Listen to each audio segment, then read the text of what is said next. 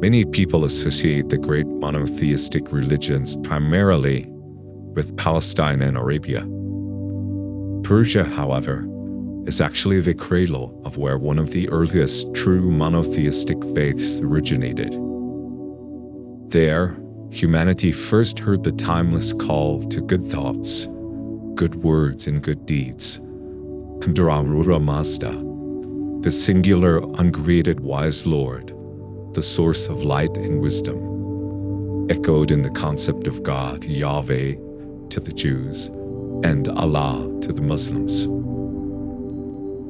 While it remains speculative, some scholars have suggested that Judaism's theological shift may have actually been catalyzed or strengthened by exposure to Zoroastrian thought under Persian rule. Contrast the early and somewhat ambiguous rhetoric of Exodus 15:11. Who is like you among the gods, O Yahweh? With the robust monotheism of the post-exile period, as proclaimed in Isaiah 45:5. I am the Lord, and there is no other. Apart from me, there is no God. Scholars widely acknowledge that Zoroastrian teachings influenced Greek philosophers and helped shape ideas of ethics and cosmic order that rippled through Western thought. While Western historians debate the evidence, Persians and Zoroastrians traditionally regard Cyrus as a Zoroastrian king.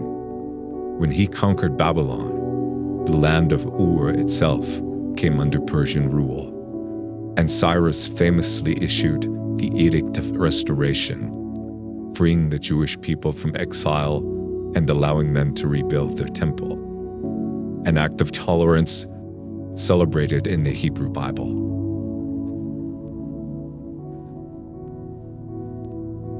Centuries later, Persian Magi, who were Zoroastrian priests renowned for their wisdom and knowledge of the stars, traveled from the east to Bethlehem. They followed their own Zoroastrian traditions of watching for a prophetic star that would signal the coming of a savior. They set out after a new star appeared to them in their distant homeland, and then revealed itself in a luminous star-child form. These same guardians of ancient Persian spiritual light were among the first to recognize the divine child. Traditions preserved from the 2nd and 3rd centuries in the ancient Syriac manuscript from the Vatican Library, translated by Christian scholar Dr. Bernd Landau, describe how the luminous star child appeared to the Magi before they reached Bethlehem. There, in a radiant form, the star child revealed itself and essentially affirmed that it was not the first time he had appeared.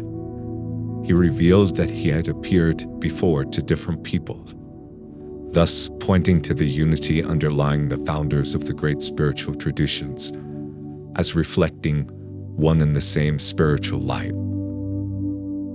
Then, in the 19th century, the Bahá'í Faith, the latest of the world's independent religions, emerged on that same Persian soil. Thousands of Zoroastrian families, especially in Yazd, were drawn to Baha'u'llah's call for unity and justice. They embraced his new revelation as the fulfillment of their own ancient prophecies, as the coming renewer, Shah Bahram. In his tablet responding to a Zoroastrian leader, Baha'u'lláh bridged the faiths directly, revealing that the same divine spirit animates all true religions, and urged Persians to rise above division towards true unity. It is noteworthy that Baha'u'lláh himself was traditionally regarded as having descended from the ancient Sasanian kings, the last Zoroastrian rulers of Persia. This noble lineage was carefully researched and documented by the great Bahá'í scholar Mirza Abdu'l-Bahá, closing a circle across more than a millennium of Persian spiritual heritage. Sadly, the governments of Iran, under pressure from Shia clerics, have, from the mid-19th century through the 20th and 21st centuries, waged a continuous campaign of persecution and misrepresentation against the Baha'is.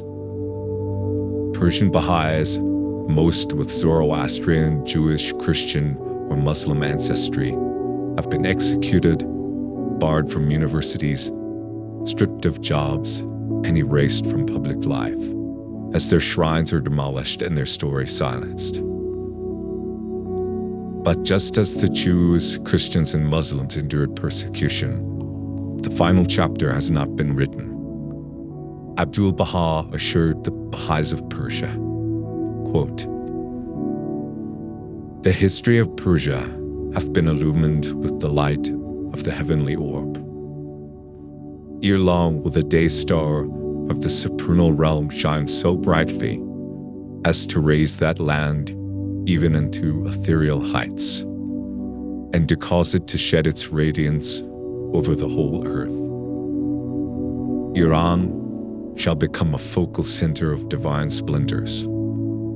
Her darksome soil will soon become luminous, and her land will shine resplendent. Finally, let us reclaim this suppressed chapter of Persian greatness, one that could yet dazzle the world if this ancient pride is allowed to breathe again."